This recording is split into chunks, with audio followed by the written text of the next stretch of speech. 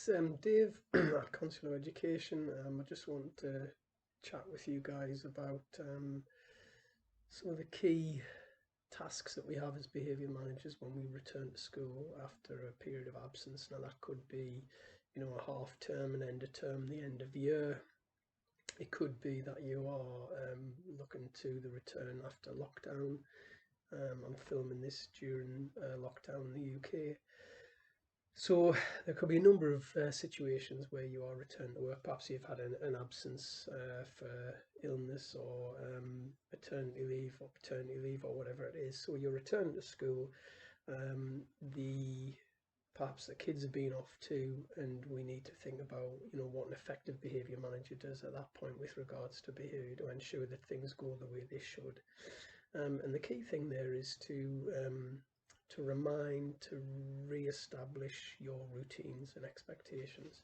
It is possible that you could go into school, hit the ground with a lesson that immediately follows on from the previous lesson from a fortnight ago, let's say, and it might run really well because you have the sort of groups where that happens and that's the way it goes. But you didn't click on this video because of those kids. You clicked on this video because there are situations in your day-to-day practice at school where that's not the case and that doesn't happen. Special needs, complex needs, difficult, challenging, belligerent kids, and so on and so forth.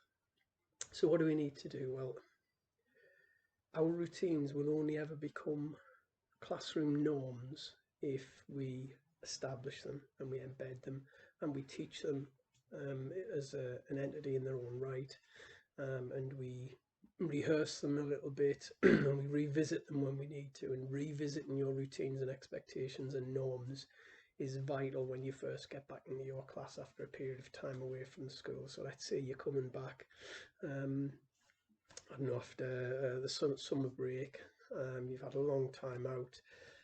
The kids are returned and haven't had 6 or however many weeks of a very different environment, perhaps with reduced boundaries and reduced expectations and very different kinds of interactions with adults, because you might find that your time off is exciting and enjoyable and relaxing and re-energizing and all those kind of things, and that might be the complete opposite to what some of your kids experience, as we know. So what you've got to do then is ensure that when everybody's back, we just take a little bit of time to say, can I just remind you what I expect in terms of volume and how things should be done in my class and what is non-negotiable and so on and so forth. Because actually to then consequently apply sanctions to kids who haven't had that in their life for 6 weeks, let's say, is a little bit unfair. So we've got to be pretty sharp on that, and I think fair to ourselves as well as being fair to the kids. So when you're back in the class, then spend some time re-establishing your routines.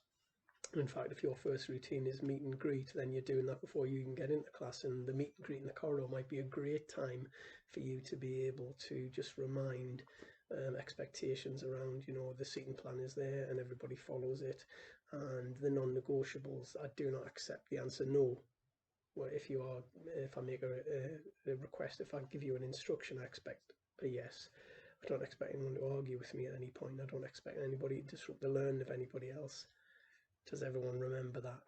You just have to re-establish those things, because if the kids have had that complete lack of boundaries and lack of positive interaction with adults for 2, 3, 6 weeks, whatever, during the period away from school, and of course lockdown would be very, very similar in that sense, but even I suppose even more exaggerated and exacerbated by the potential for anxiety-driven behaviour that we'll get from young people at this point as well.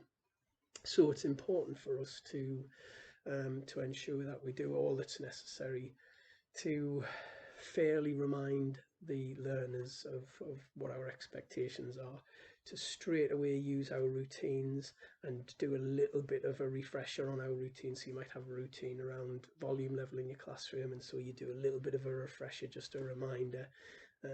It might be that you have a little bit of an amnesty on the first lesson, perhaps for, say, equipment that they bring in, but you do that reminder bit. if you have an opportunity, maybe you've got them 3 days into the new term, then you take that opportunity to send an email to their class tutor, just remind them of what your expectations are. All of these things can help, so that when children come in, there's been fair warning and fair opportunity for them to get it right. And then, there are reasons why kids might not still manage that, and some of them will be valid and some of them won't. You'll be able to deal with them accordingly, because you'll always look at what is the function and the context of that behaviour.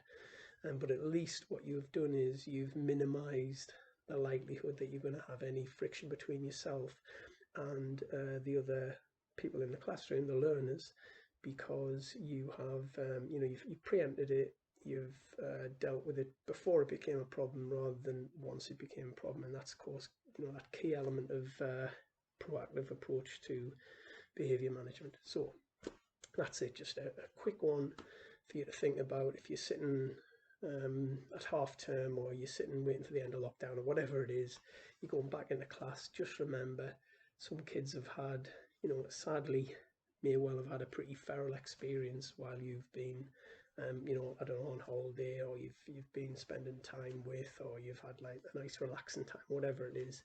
So just bear that in mind, and gently and kindly reiterate expectations, reiterate routines, reiterate your non-negotiables, get all of that stuff in place. It is as important as the curriculum that you need to catch up on, or the gaps in the learn you need to fill in terms of the subject material that you're teaching. Teach the behaviour too. Okay, hope that's helpful. Thanks a lot. Remember, you can always like and subscribe. You can click the links below for things like the Behaviour Ninja app, which is available on Apple and Android, and is an app you can use for classroom management. Okay, take care. I'll see you again soon.